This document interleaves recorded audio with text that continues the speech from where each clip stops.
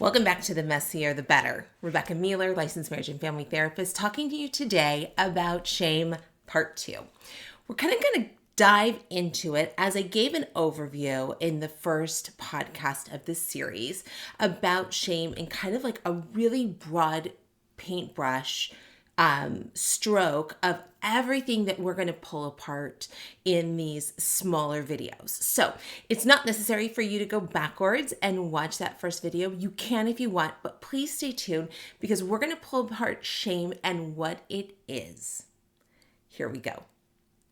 Shame is a pervasive core belief that you are bad. Now, I'm going to use the simple terms bad and good, but bad and good are very, very simplified terms where there can be a lot of variations. And shame is not about what I do, it's about who I am. So if I, at my core, believe that I am bad or I am bad at fill in the blank, it is going to 100% shift the way I show up for myself. I show up to the things I need to do, that I show up for people in relationships. It will shift my whole platform of who I believe I am and therefore who I am in the world. So when we work out of a shame-based belief system of ourselves, it absolutely infects everything. It's like a virus that absolutely trickles down from the very surface of every behavior all the way down to how we perceive ourselves. So here is some examples of bad messaging that we may put towards ourselves. What shame messaging can sound like is I'm not good. I'm not worthy. I'm not valuable. I'm not lovable. I'm not capable. I'm not able. And bottom line is I am not somebody who deserves to be seen, heard, considered, loved, cared about. And if I don't believe that of myself, then I can't and I won't and I actually shouldn't.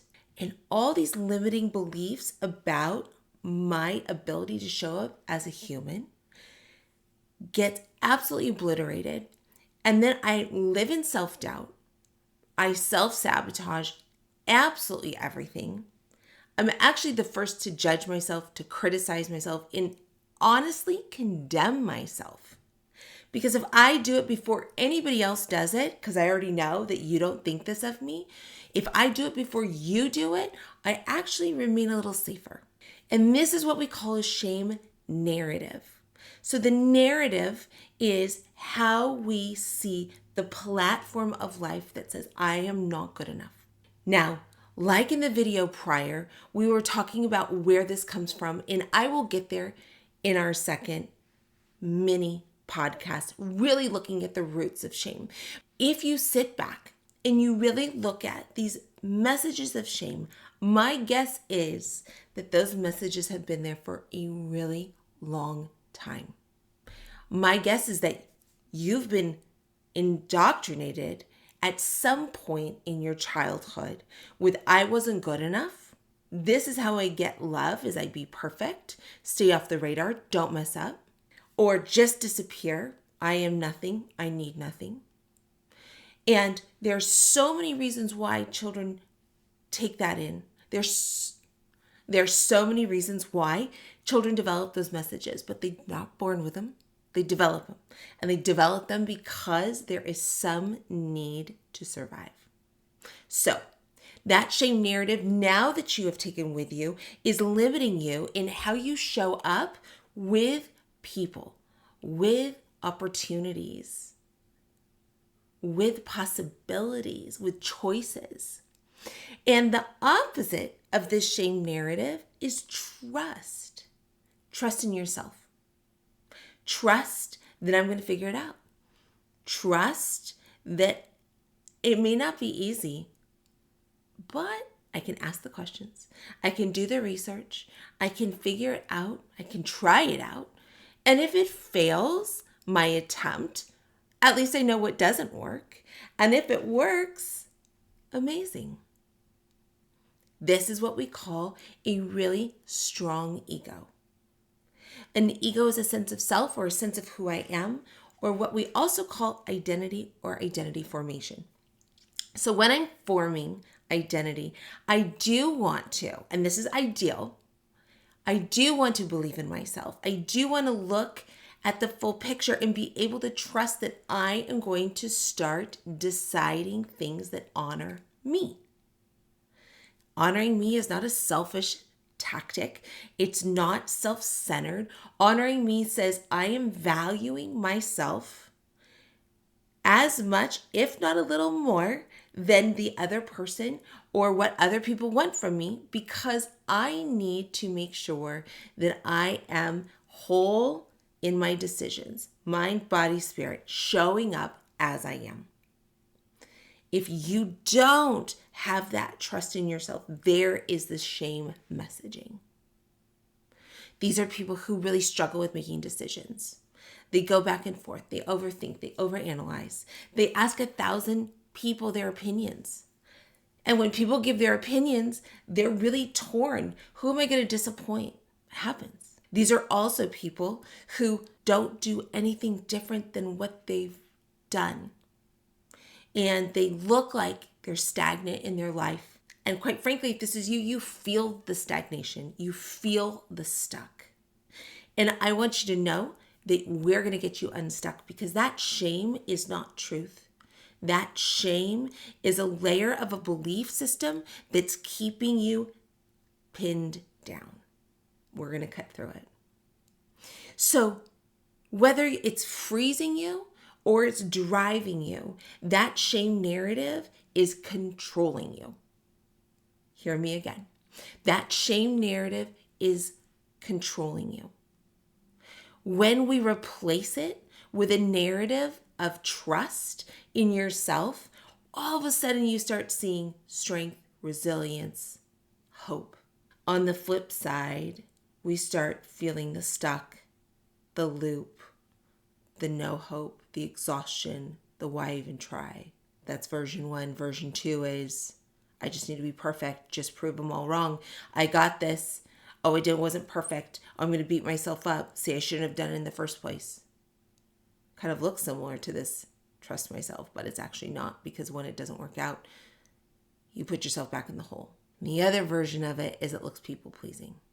What do you want me to do? How can I do that? How can I do that? And it's all about, I'm a blank slate. I'm here to make you happy.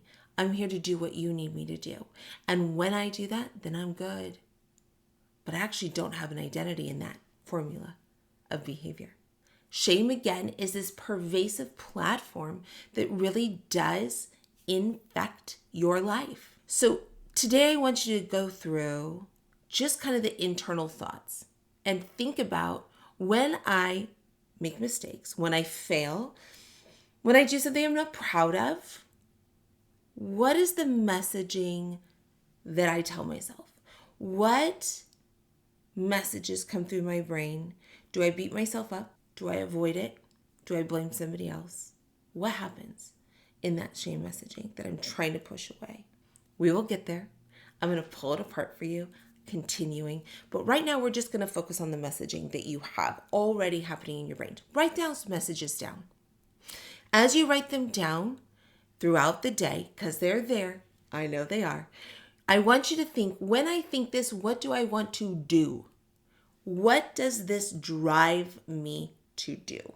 Now we're starting to connect thoughts with behaviors. And when we connect thoughts with behaviors, now we start to create space to challenge the thoughts. And then when we challenge the thought, it will elicit a different behavior, which is fantastic. This is how change from internal becomes external. And we start showing up in our life differently, because I will tell you, working from a basis in which you trust yourself is a complete game changer. It will change your life. It will change everything about your life. But again, we got to know what's happening first and foremost and what it's creating in your life so that we can change where it started, which is the messaging, which is the core belief about yourself. If we change that, then we can change everything else. If we don't change this, we will change a behavior, but if this doesn't change, if the root doesn't change, then we will continue to do the same thing like a rubber band, and it will come back to that main thought. And when it comes back to that main thought, that predictable, shameful behavior is going to happen again. And then we're just going to loop. We're going to try to grow, pull back, do the same. Try to grow, pull back, do the same. We have to challenge the root. So today, write down the shame messages that you tell yourself. I would love to hear what you have going on in your brain. Comment below. We are in this together. When you put down what those shameful thoughts are, and I'll share some of them in the description, when you share that, you're creating a community of like, yeah, me too. I struggle with this too. And I will tell you, I'm super passionate about this because I have had to work on this in myself. There was a lot of shame in my past, a lot of second guessing, a lot of self-doubt. And I just got stuck in loops that I couldn't get out of until I really looked at what I was in and finally said, stop, you deserve better. That took a lot of work, but I am living proof that 12, 13, 15 years later, after you make this super huge shift, everything can change. Everything can change. So I'm here to cheerlead you on, knowing that it is possible and knowing that it will change your life. So here we go. Write down those messages and then connect it to what do I do? When I believe this, when I say this to myself, what happens then? Let's challenge those things in the next video. Can't wait to see you. Subscribe and follow for more here on YouTube, Instagram, and your favorite social media outlets. It's a pleasure to be here. Here we go, peeps.